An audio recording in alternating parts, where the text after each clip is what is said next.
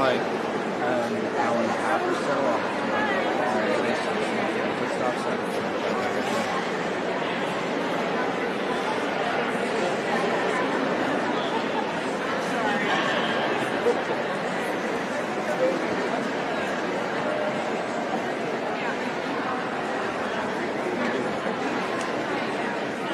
Yeah, we're just going to start with some B-roll and then bring on Jocelyn and then try to do some.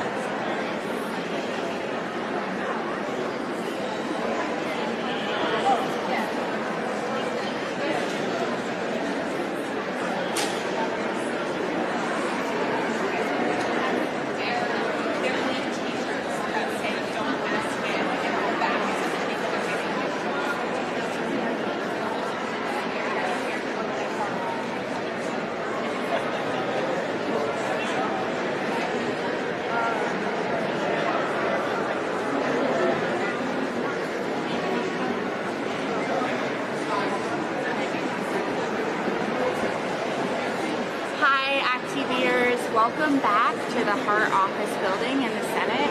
As you can see, we have an overwhelming number of women here to stand in solidarity with Dr. Christine Blasey Ford, who will be doing her testimony in front of the Judiciary Committee very shortly, actually. So as you can see, a lot of individuals, mostly women, are here. Someone to take over their mouths saying, "I believe survivors." A lot of these women are survivors. A lot of them have been sharing their stories to senators and their staff over the past couple weeks. You've heard a lot of those stories on our page, and if you haven't, feel free to scroll down and watch. These women have been tenacious and bold.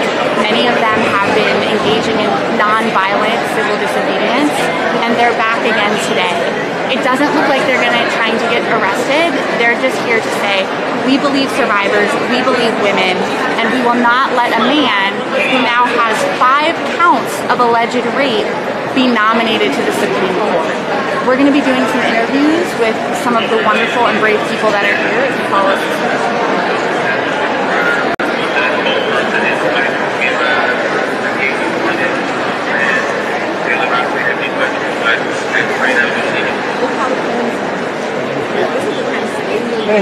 Do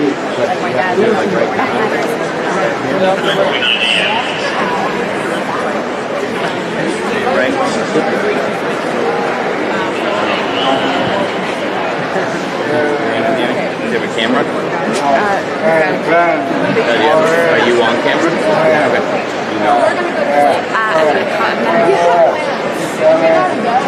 Thanks for amplifying the first time. This is Jocelyn from act.tv. 2 minutes. Hi, Addie. Thank you so much for being here. I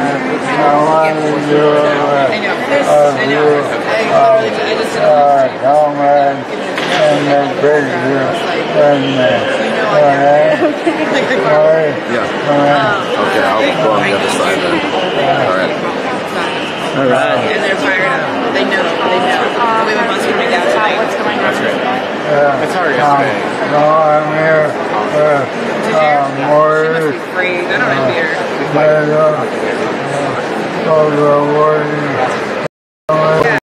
I mean, I honestly don't have beer. I have something. Yeah, and I don't like to put our sex on, but I can't stop and they're angry. It also was unfair that she cherry-picked their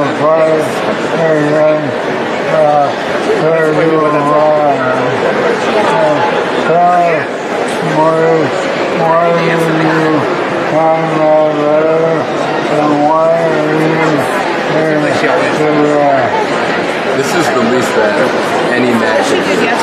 Stand with women and survivors around the country, and Christine, Dr. Ford, as well as Anita Hill and others who have publicly announced that, enough is enough. I think what's happening right now in our Supreme Court, the fact that potentially we could ascend a sexual predator and a sexual assaulter to the highest office in our government is frightening, and this is a moment for the civil rights of all of us as well as the civil rights of women. So this is an opportunity for all of us to stand behind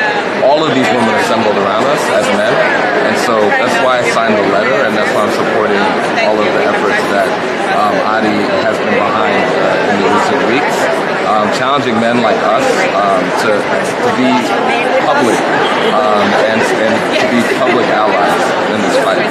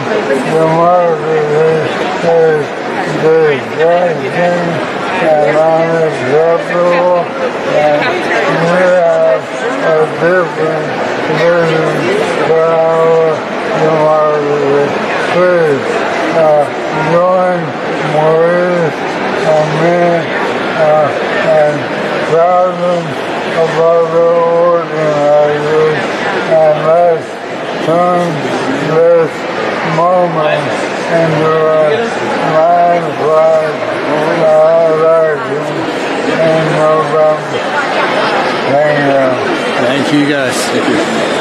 Alright, act.tv viewers, that was Abby Barkin and Maurice with the Working Families Party. As you can see, there's still a whole ton of people here. We're about to do another interview, I believe. Alright. Oh, please. We're here with Elise Hogue, the president of NARAL. And NARAL has been doing some incredible organizing around the Supreme Court organization. What can you tell us about what's going on? Well, I can tell you today is the zenith of hundreds of hours of work from NARAL members around the country, as well as so many allied organizations that started the day that Brett Kavanaugh was nominated for the Supreme Court. We knew he was dangerous to women from day one, and what he's shown since then is that he's willing to lie to save himself. He's lied under oath, he's lied in the press, and we are here to say we believe Dr. Ford, we believe Deborah Ramirez, we believe Julie Swetnick, we believe survivors, and the one person we don't believe is Brett Kavanaugh. We don't believe him, and we don't believe Mitch McConnell and Chuck Grassley and Donald Trump, who are pushing forward with this nomination over the cries of pain of millions of women and allies around the country who know exactly what kind of threat that this man poses to women, to all people, but to the fundamentals of our democracy. If they move forward, the integrity of the court will be for nothing. And we have had it.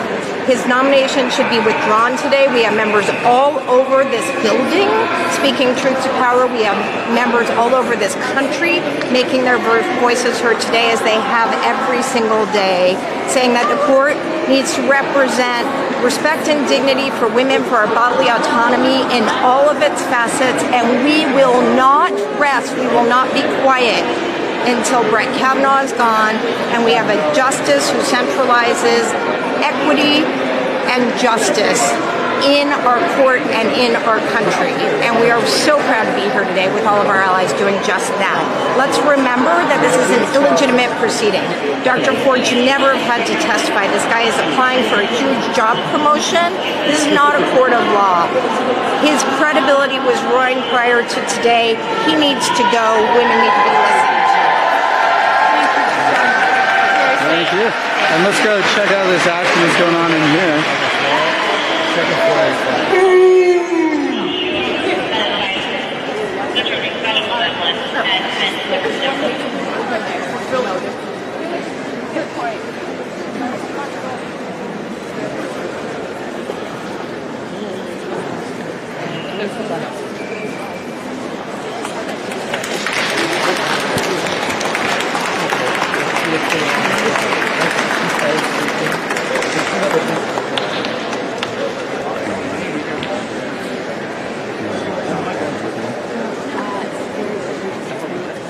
We're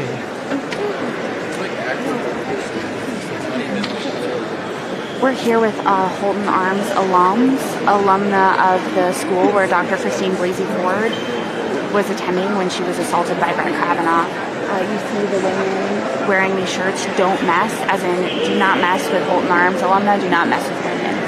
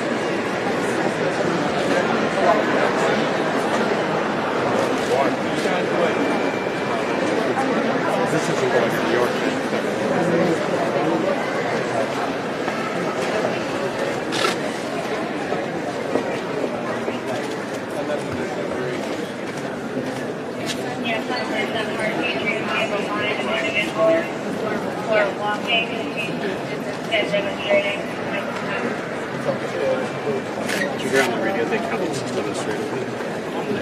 This is not done, Curtis. There you are.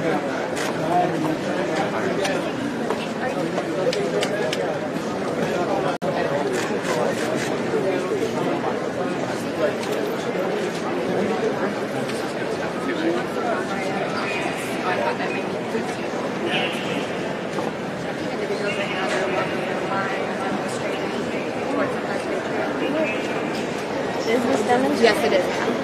What part of it? What's that? What you're walking and displaying your hands is demonstrating. So everybody has to put their hands down and walk. They can walk to the center area, get their hands down. Hands down. Hands down. It's funny to hear cops saying put your hands down. Don't you want our hands visible?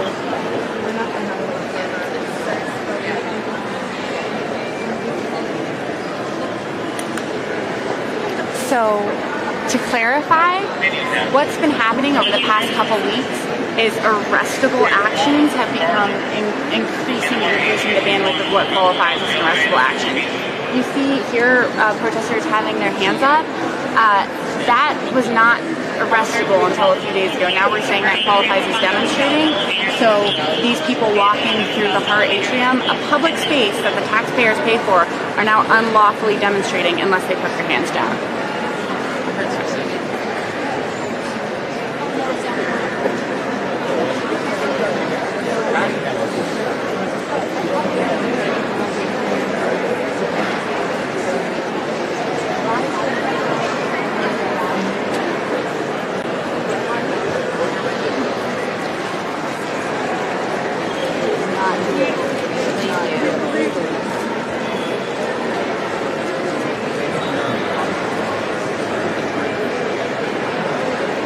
I was a medical student, and one of my attendings who used to rub up behind me during surgeries and wrap his arms around me to help me. He was OBGYN and wrap his arms around me as I would do things like hold a bladder blade or other med students that.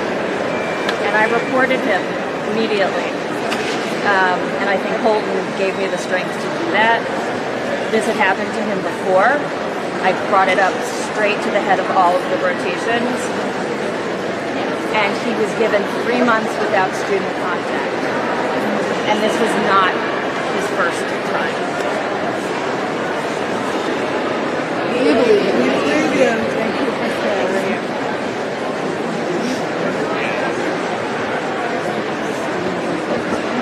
For me, it was a professor who targeted my sister and then found out about me, targeted me. We believe in you. I was on vacation for Lauderdale. I was 13.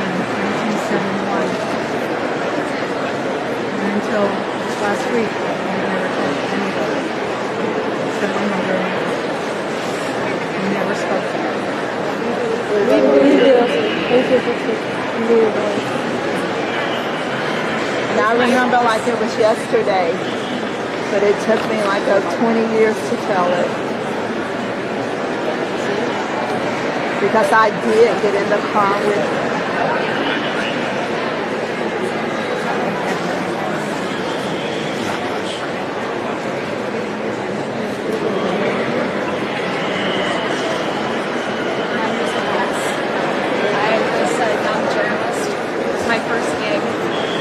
I was an intern, and he was someone that told me I was talented for the first time. And because of it, I haven't written since he left my life.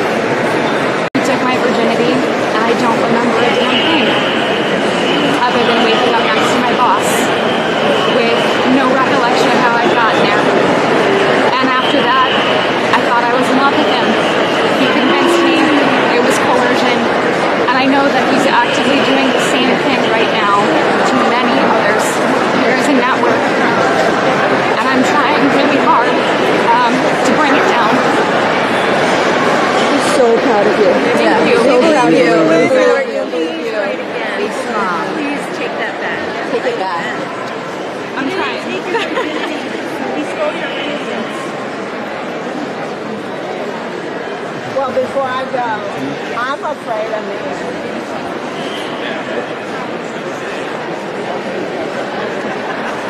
So we're going to be walking over to prayer circle with members of the clergy of different denominations who are standing in solidarity with all survivors, especially Dr. Christine Blasey Ford. But believing survivors is tantamount to people of faith. Justin's our producer, Alex, who introduced us as a fellow here. Hi. Oh, you never know. It's over. So I was lucky enough to hear your prayer at the Supreme Court this morning. Do you mind introducing yourself to our viewers? Sure. I'm Reverend Susan Frederick Gray. I'm the president of the Unitarian Universalist Association, the first woman elected to lead our faith. And I think we need more women in positions of faith leadership. Clearly, look at what's happening, not just right now, but as a Catholic within my own church, with survivors being one exploited, but two not believed. And as a Unitarian, that's a core component of your faith, right? The idea that we have to believe in God. The Unitarian Universalist tradition believes in the inherent worth and dignity of all people. Can you step back that way, please? Sure. Unitarian Universalists believe in the inherent worth and dignity of all people. We also believe in the importance of truth. And, Judge Kavanaugh has no credibility. There are credible accusations against him, multiple. They're piling up. The fact that the judiciary refuses to investigate those is essentially condoning the rape culture and assault of women. Well, and that's something that we've been hearing we've been hearing so much about these past couple weeks, that rape, sexual assault, sexual harassment, they're never just individual incidences. They're a very specific way of humiliating, shaming, and subjugating women especially, but all people, and of keeping people down. How, in the faith community, what can we do to make sure that we stand with survivors and make them feel heard?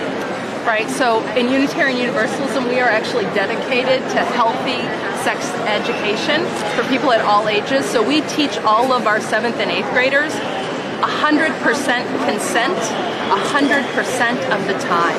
And we actually teach our kids about what consent is and talk about when drugs and alcohol are involved, consent often cannot be given.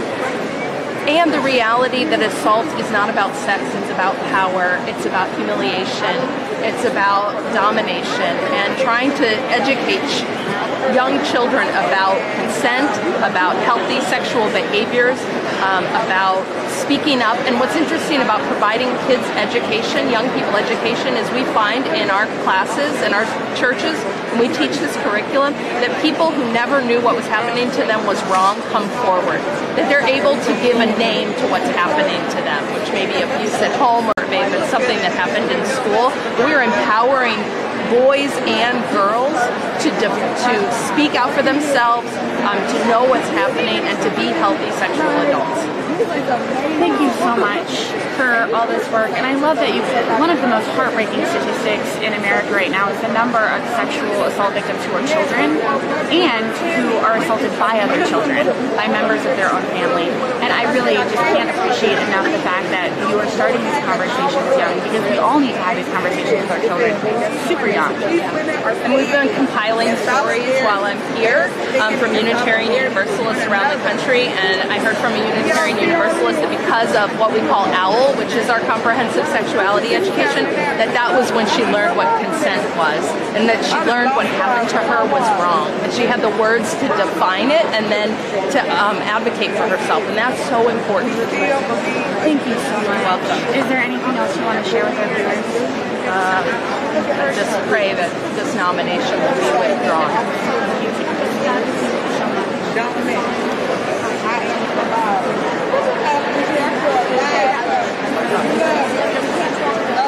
And I love her accent. Where are you from?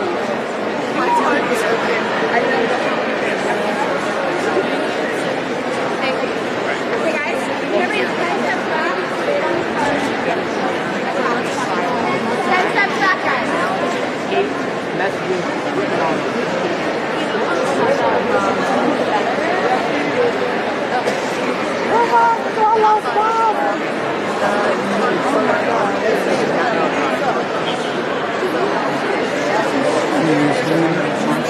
Hands up, don't shoot. Hands up, don't shoot. Hands up, believe me. Believe me. You see that? She said, believe me. Believe me. Hands up, believe me. Yes.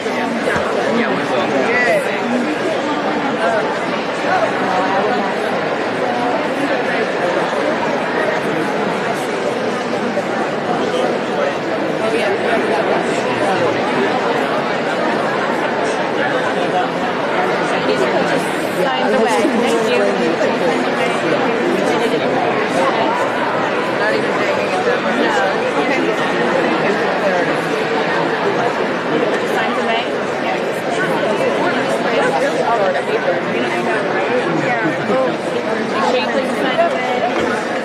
All of us in trouble. Excuse me. Yeah. I was there yesterday. They're picking actually.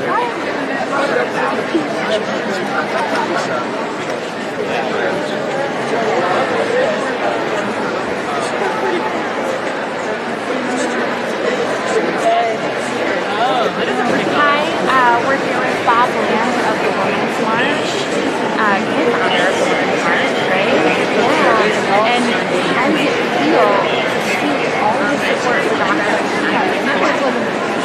Well, when we said during the Women's March when 5 million people mobilized worldwide, one of the things we said was, this is just the beginning. And I believe what we're seeing here today and then also in the midterm elections here in America is the promise of what we put forth on January 21st, which was an intersection platform that every woman could be a part of, and that also showed that we had power. We recognized that we have everything we need already, but the system is structurally unsound. And I think what we're seeing here today with even the fact that we're having to basically put a survivor on trial, because that's essentially what the Senate Judiciary Committee is doing here. These hearings shouldn't even be happening. Brett Kavanaugh should be withdrawn. And as you can see, women have come out in numbers too big to ignore to say, we will not go back. We believe Christine. We believe all survivors. And this is a new day. This is a day when women will not be silent anymore. And I think that the women here today are willing to do whatever it takes to make sure that survivors and all women have justice. Thank you so much. Is that your coffee? Yeah, it's my coffee. Gotta hang on to it. Thanks, Dad.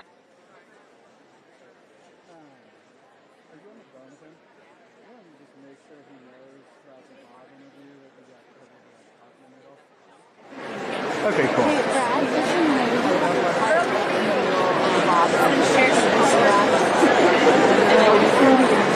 Okay. I figured you did.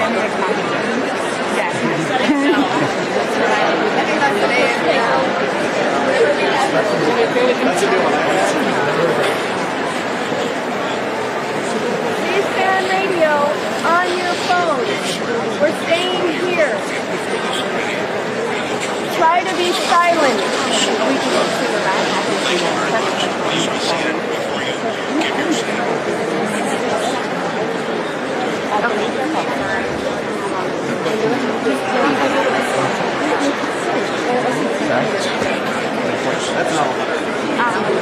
Yeah.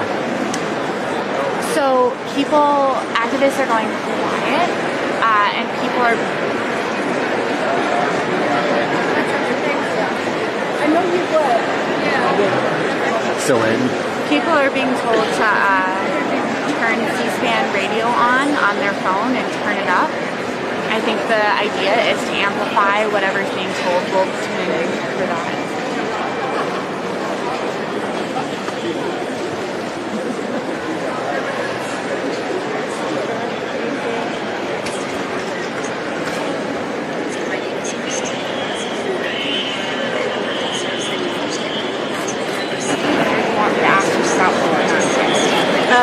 Whatever you think works best for whatever you need. All right. Cool. All right. We're ready. Who am I looking at? Into the camera. You can just introduce yourself. Okay. Hi, my name is Carrie Evelyn Harris from the small but mighty state of Delaware. I'm a former U.S. Senate candidate, and I'm an activist that works up and down the state of Delaware and nationally, pushing issues that matter to regular people. And Carrie, I was incredibly inspired by your campaign. Carrie did an overwhelming amount of grassroots organizing, primarying corporate Dems, way too many of those in this country. You're a veteran, you served your country, and now I've seen you here standing in solidarity with women all week. Thank you. Thank you for all you do, and what can you tell people to get involved and to be inspired by your energy?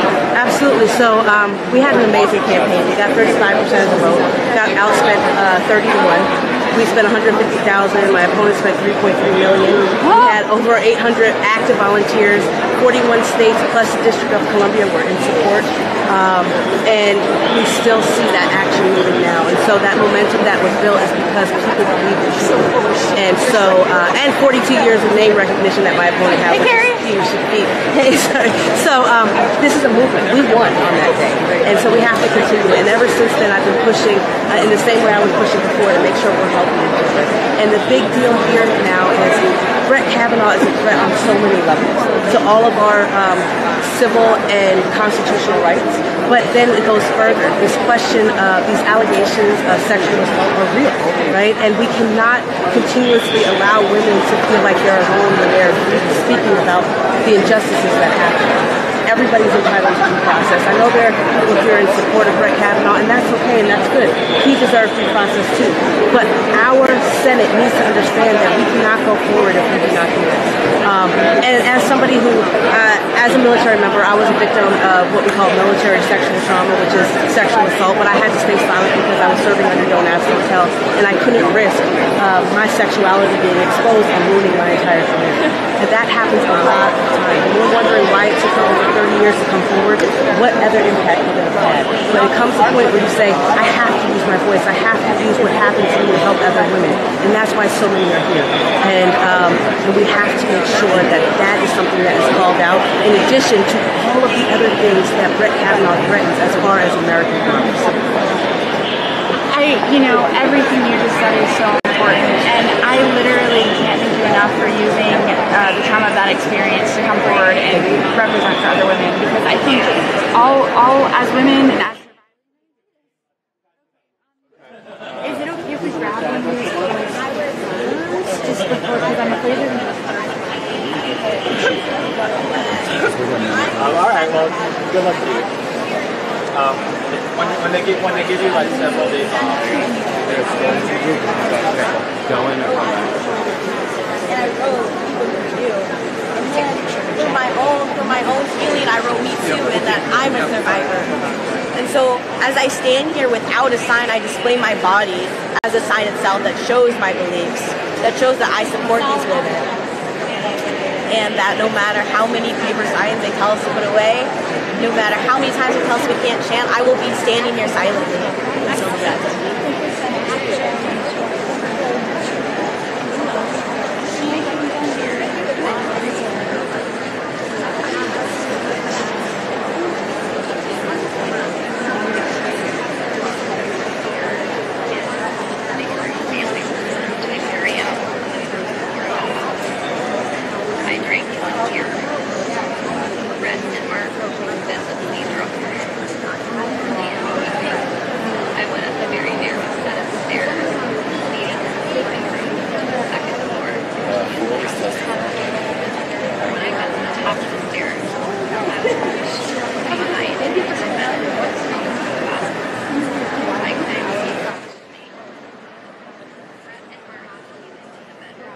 A couple of times I made eye contact with Mark and thought he might try to help me, but he did not.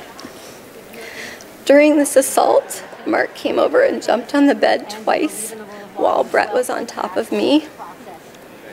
And the last time that he did this, we toppled over and Brett was no longer on top of me. I was able to get up and run out of the room. Directly across from the bedroom was a small bathroom. I ran inside the bathroom and locked the door. I waited until I heard Brett and Mark leave the bedroom, laughing, and loudly walk down the narrow stairway, pinballing off the walls on the way down. I waited, and when I did not hear them come back up the stairs, I left the bathroom, went down the same stairwell, through the living room, and left the house. I remember being on the street and feeling an enormous sense of relief that I had escaped that house and that Brett and Mark were not coming outside after me. Brett's assault on me drastically altered my life. For a very long time, I was too afraid and ashamed to tell anyone these details. I did not want to tell my parents that I, at age 15, was in a house without any parents present, drinking beer with boys. I convinced myself that because Brett did not rape me, I should just move on and just pretend that it didn't happen. Over the years, I told very, very few friends that I had this traumatic experience. I told my husband before we were married that I had experienced a sexual assault. I had never told the details to anyone, the specific details, until May 2012 during a couples counseling session. The reason this came up in counseling is that my husband and I had completed a very extensive, very long remodel of our home, and I insisted on a second front door, an idea that he and others disagreed with and could not understand. In explaining why I wanted a second front door, I began to describe the assault in detail. I recall saying that the boy who assaulted me could someday be on the U.S. Supreme Court, and spoke a bit about his background at an elitist all-boys school in Bethesda, Maryland. My husband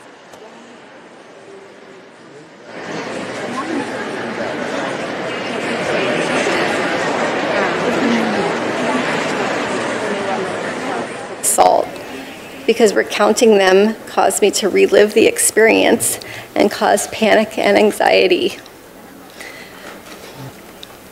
Occasionally, I would discuss the assault in an individual therapy session, but talking about it caused more reliving of the trauma, so I tried not to think about it or discuss it. But over the years, I went through periods where I thought about the attack. I had confided in some close friends that I had had an experience with sexual assault. Occasionally, I stated that my assailant was a prominent lawyer or judge, but I did not use his name. I do not recall each person I spoke to about Brett's assault, and some friends have reminded me of these conversations since the publication of the Washington Post story on September 16, 2018. But until July 2018, I had never named Mr. Kavanaugh as my attacker outside of therapy. This changed in early July 2018. I saw press reports stating that Brett Kavanaugh was on the short list of a list of very well qualified Supreme Court nominees. I thought it was my civic duty to relay the information I had about Mr. Kavanaugh's conduct so that those considering his nomination would know about this assault. On July 6th, I had a sense of urgency to relay the information to the Senate and the President as soon as possible before a nominee was selected. I did not. What is it that the Republicans know that they don't want the rest of America to know? Women have made credible allegations, and they have a right to be treated with respect. And respect means we investigate those allegations. Also sent a message to the encrypted Washington. Corroborating witnesses. Do an FBI investigation. I can't believe that Mr. Kavanaugh wants to go forward. If he believes what he says, then he should want an FBI investigation. This is about getting to the truth. But instead, the Republicans just want to steamroll the women involved here. And that's just not right, and that's what all the people out there are saying. If your colleagues, if Republicans do vote and they do have the numbers to pass it, will you then view Kavanaugh as a tainted pick?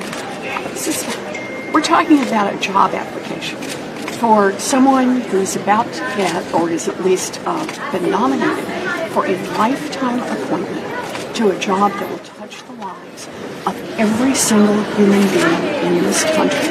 What people are asking for is just pause and do an investigation of these very serious allegations. That's what people are asking for right now. Do it for women. Do it for survivors of sexual assault. Do it for the people of the United States. But what's your plan moving forward? We're with NBC in Boston. Yeah, right now. What's your plan moving forward? It's to tell our Republican colleagues they should not go forward with a hearing. They should not go forward with a vote until there's been a full investigation from the FBI. And I just don't see it. I just don't get why this is controversial. I mean, if the Republicans truly believe that Kavanaugh is telling the truth, if Kavanaugh believes that Kavanaugh is telling the truth, then they should want an investigation. Bring in the witnesses. Bring in the corroborating evidence. Bring in other people from that time period. Bring in the evidence so that the American people get a chance to see all of the evidence and make their own minds up about this. But the Republicans don't want to do that. So what do you do? Well, we do what we're trying to do right now. When will you take the DNA test? So that's what we're trying to do. Thank you. Thank you so much. Thank you. Go get him, Senator. Thank you. Here, if we could just let her go back.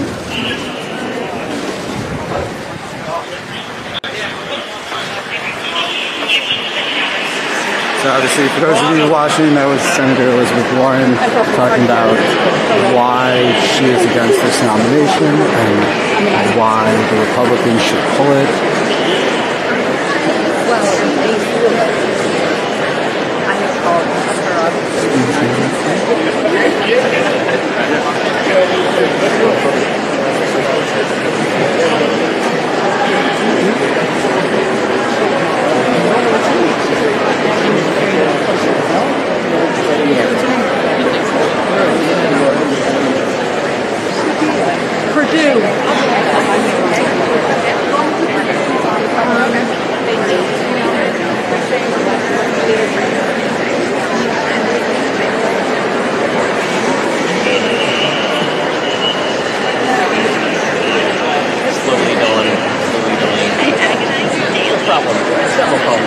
As a champion of women's rights and empowerment,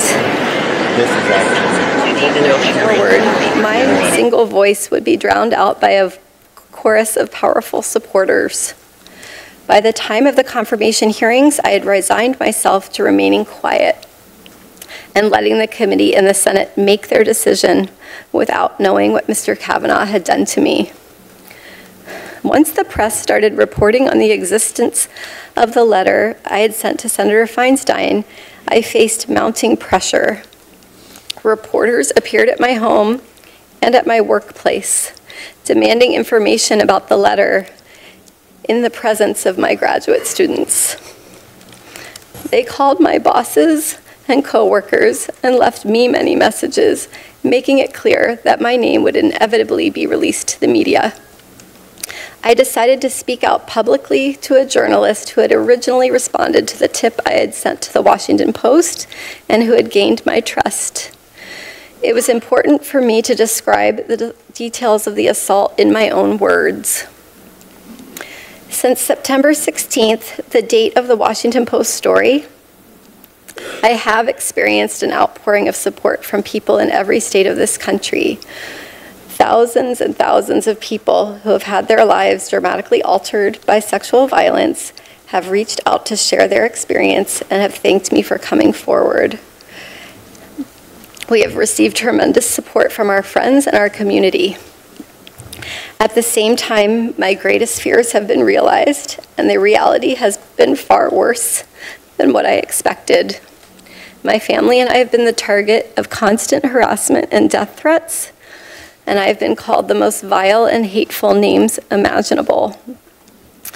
These messages, while far fewer than the expressions of support, have been terrifying and have rocked me to my core. People have posted my personal information and that of my parents online on the internet.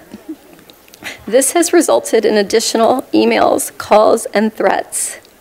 My family and I were forced to move out of our home. Since September 16th, my family and I have been visiting in various secure locales, at times separated and at times together, with the help of security guards. This past Tuesday evening, my work email was hacked and messages were sent out trying to recant my description of the sexual assault. Apart from the assault itself, these past couple of weeks have been the hardest of my life. I've had to relive this trauma in front of the world, and I've seen my life picked apart by people on television, on Twitter, other social media, other media, and in this body who have never met me or spoken with me. I have been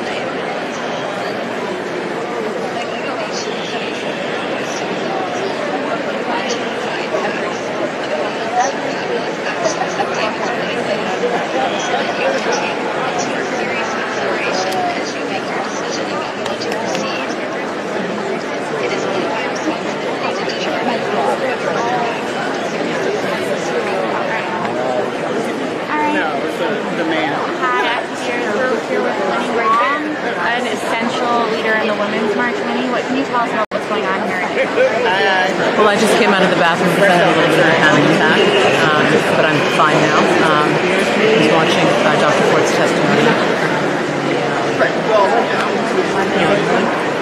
and also reading the comments on C-SPAN, and it's remarkable to me how many people don't live with her. That is alarming.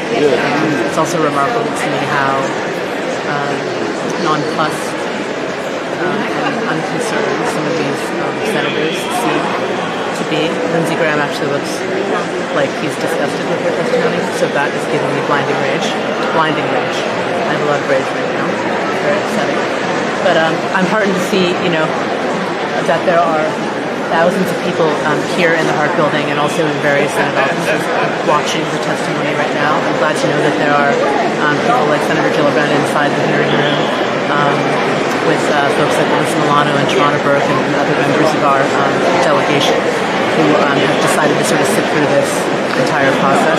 I opted not to go in today because I wanted to be out here with folks to sort of lead them into the action plan. We have a lot planned for today. Right now it's 10:45, 11.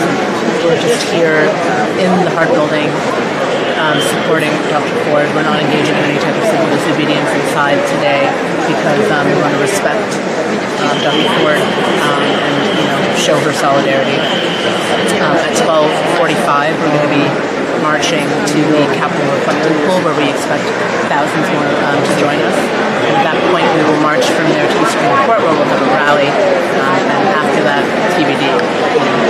We're excited that so many people have turned out. We need more people to come out, so please let me know that you're in DC tomorrow at 10. We don't know when we're going to vote. We have no idea when the full vote will be.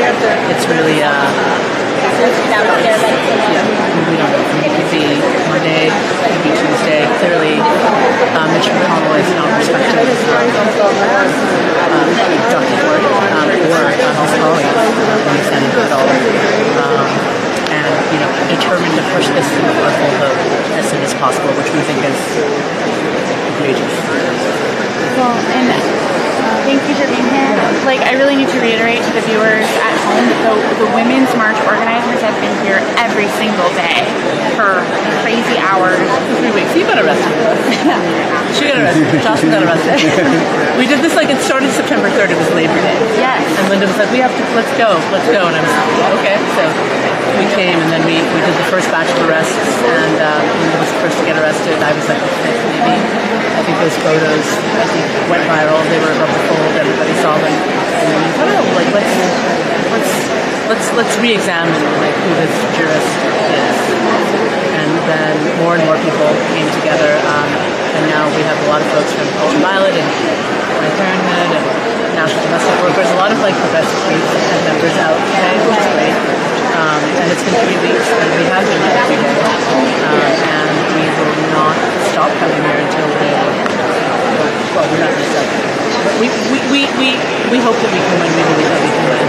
We're going to put our bodies on the line today, tomorrow, through the weekend, Monday, Tuesday.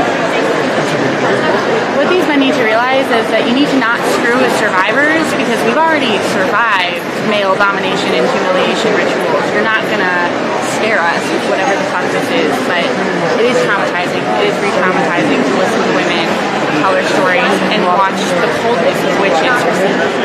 Well, Lindsey Graham right now is displaying that very coldness that you speak of. It's enraging. I'm enraged right now. I'm actually holding it together. I'm sorry. Well, thank you for talking. Yeah, thank you so much. Seriously, yeah. Thank you. Okay, see you next week. Right. We're gonna go and see what's happening over here. It sounds like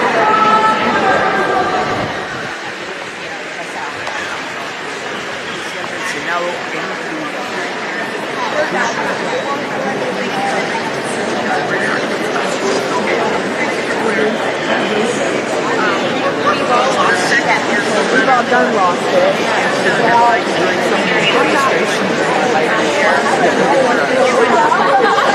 This year alone. I only know with the nicest join the mixed crowd in. Sorry.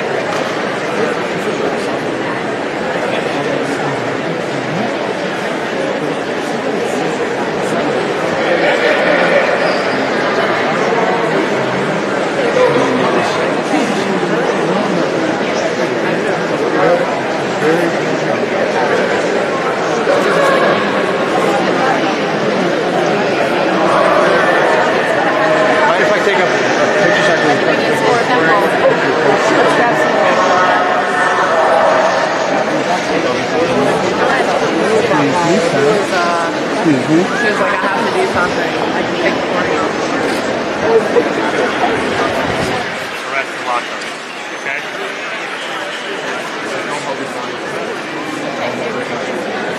I'll keep there.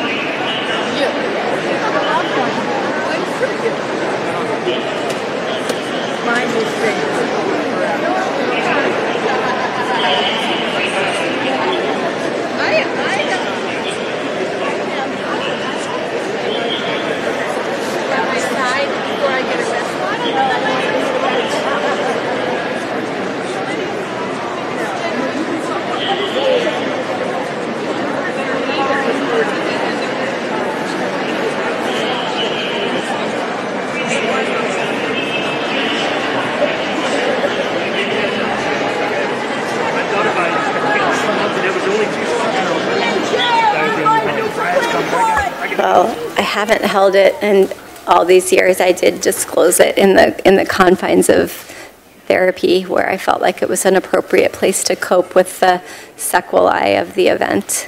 Well, can you tell us what impact the events had on you? Well, I think that the sequelae of sexual assault varies by person. So for me personally, anxiety, phobia, and PTSD-like symptoms are the types of things that I've been coping with. So more specifically, claustrophobia, panic, and that type of thing. Is that the reason for the second door, front door? Correct. Is claustrophobia? Correct. It doesn't, our house does not look aesthetically pleasing from the curb. I see. And do you have that second front door? Yes. You prevail? It now is a place to host Google interns.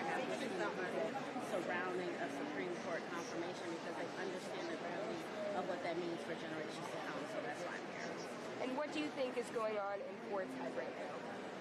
You know what? I don't know. As someone who has close, like immediate family members that have been molested as children, as someone who has a really close friend that was just raped early this spring, and listening to their reasons why they didn't come forward, why they didn't want so-and-so to lose their job, so they didn't say anything, they just wasn't the best they could.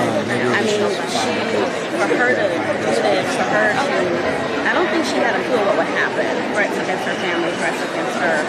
But she came out and she stayed out in the public eye because I think she was bigger than her. And she's just a voice of probably hundreds of thousands of women. And so she's making a huge sacrifice. I hope she just comes that way. There's more of me out there. There's more Christine Bradford voice out there. So, you know, it's not me even put people. We're going to actually And what do you think the impact is of this unification of women?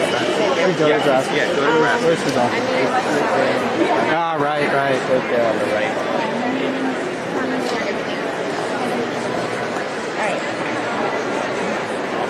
So for those of you watching, we're heading over to Grass's office. Apparently there's two people over there.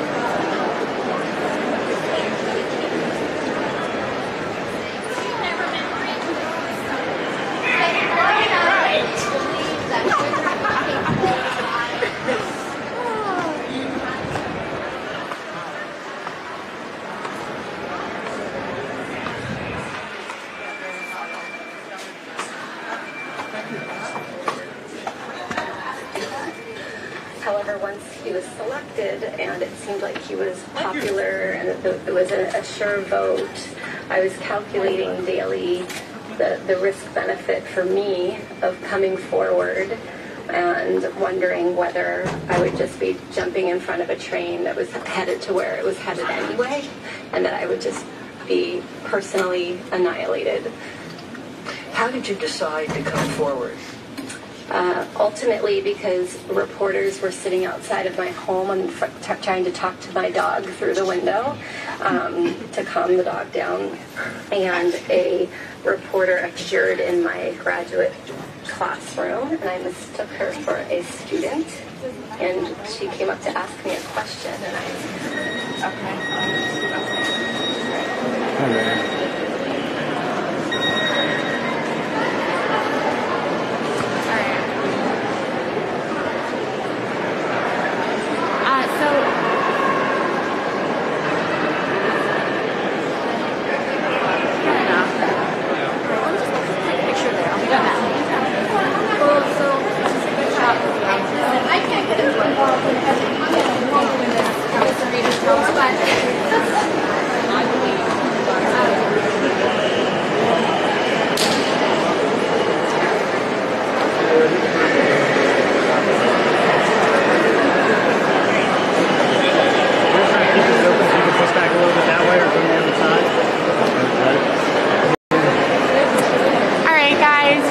once again been watching the Women's March organizers bringing people together from all over, American mostly women, to stand and support. If you can, please call your senators. Join us by the Capitol Reflecting Pool at 12:30. We will be marching to the Supreme Court. We will not let this highly irregular and immoral hearing continue. Thank you for being with us, and as always, do more than watch. Thank you.